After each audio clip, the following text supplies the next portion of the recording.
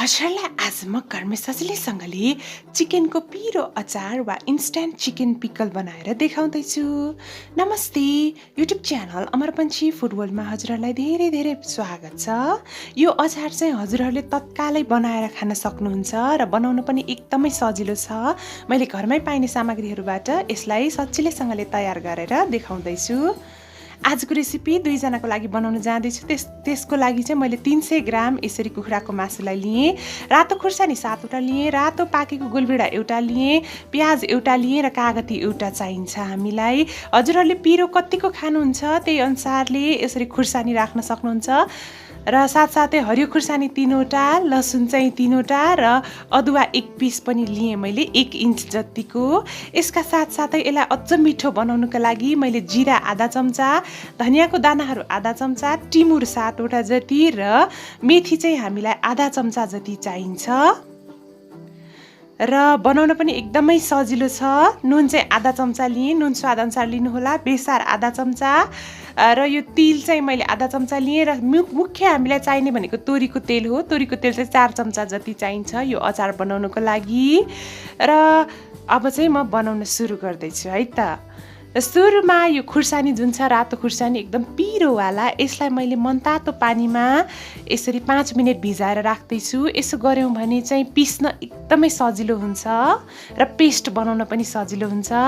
मैले सबै सब्जीहरू यसरी काटेँ, हजुरहरूले पनि काट्नुहोला, जुनै सेपमा काट्नु भए पनि हुन्छ। र सुरुमा चाहिँ प्यान राम्रोसँगले मैले तताएँ र यो तिललाई भुट्दैछु। यसरी कुनै पनि चिकनको अचारमा चाहिँ तिल भुटेर राख्यौँ भने एकदमै टेस्टी बन्छ। मजाले पड्किन दिनुहोला एकैछिन। हजुरहरूले कालो सेतो जुनै तिल राख्नु भए पनि हुन्छ। अहिले इन्स्टाग्रामतिर चाहिँ एकदम ट्रेन्डिङमा पनि छ यो चिकनको अचार चाहिँ। यसलाई मैले चिसो बनाउन छोडिदिएँ। अब फेरि अघिकै प्यानमा चाहिँ मैले टिमुरलाई, जिरालाई र धनियाँलाई भुट्न जाँदैछु। मसला चाहिँ एकदमै ओभरसँगले पनि हामीले भुट्नु हुँदैन, त्यस्तो गऱ्यौँ भने मसलाको एरोमा जम्मै जान्छ। एकदमै ठिक्कसँगले मात्रै हामीले भुट्ने हो। भुट्यौँ भने चाहिँ हाम्रो यो अचारको टेस्ट पनि एकदम इन्हान्स हुन्छ र पिस्न पनि एकदमै सजिलो हुन्छ। थोरै बेर यसरी भुट्ने हो हामीले। हल्का यसबाट बास्ना आउने बित्तिकै हामीले ग्यास अफ गरिहाल्नुपर्छ है त। यसलाई पनि चिसो बनाउन छोडिदिएँ मैले ताकि हामीलाई पिस्न एकदमै सजिलो हुन्छ। र यही प्यानमा मैले थोरै तेल राखेँ। तेल चाहिँ पछिलाई पनि चाहिन्छ है। र यसरी मैले लसुन अदुवालाई भुट्दैछु। विशेष गरेर अचारमा चाहिँ लसुन अदुवाको टेस्ट एकदमै मिठो आउने गर्छ। र अघि यो तातो पानीमा भिजाएको खुर्सानीलाई पनि हल्कासँगले म भुट्दैछु। यसो गऱ्यो भने अलिकति टेस्ट एकदमै फरक खालको आउँछ र टेस्टी पनि हुन्छ। हजुरहरूले बजारमा चाहिँ यो चिकनको 200 ग्रामको अचारको करिब 600 रुपियाँ जति लाग्छ। मैले चाहिँ एकदमै सरल तरिकामा एकदम पैसा पनि थोरै लाग्ने किसिमले बनाएर देखाउँदैछु। गोलभेडा पनि यसैमा राखेँ मैले। मजाले यसलाई चाहिँ हामीले यसरी पेस्ट नहुन्जेल पकाउनु पर्छ है। 3-4 मिनट पकाइसकेपछि थोरै पानी हालेर मैले यसरी पेस्ट बनाएँ, हेर्नुहोस् है। र अब चाहिँ अघिको मसलालाई हामी खलमा पिस्छौँ। कुनै पनि यसरी खलमा पिसेको मसला अचारमा राख्यौँ भने एकदम मिठो टेस्ट दिन्छ। यो अचार एकदमै स्वास्थ्यवर्धक पनि हुन्छ किनभने मैले आर्टिफिसियल कुनै पनि चिज यसमा चाहिँ युज गरेकी छैन। घरमै पाइने मसलाहरूबाट नै तयार गर्दैछु। र अघिको यो खुर्सानी र गोलभेडाको पेस्टलाई पनि राम्रोसँगले पिस्नुपर्छ। र हाम्रो अचार पिरो पार्ने मेन चिज पनि तयार भइसक्यो। र फेरि प्यान तताएँ मैले र थोरै तेल हाल्दैछु, 2 चम्चा जति। तेल चाहिँ धेरै राखिरहनु पर्दैन। र यो चिकनलाई मैले फ्राई गर्दैछु। चिकन चाहिँ एकदम पाक्ने गरेर नै हामीले पकाउनु पर्छ है। सुरुको 2 मिनट मैले एकदमै हाई फ्लेममा पकाउँदैछु। थोरै नुन पनि हालेँ मैले।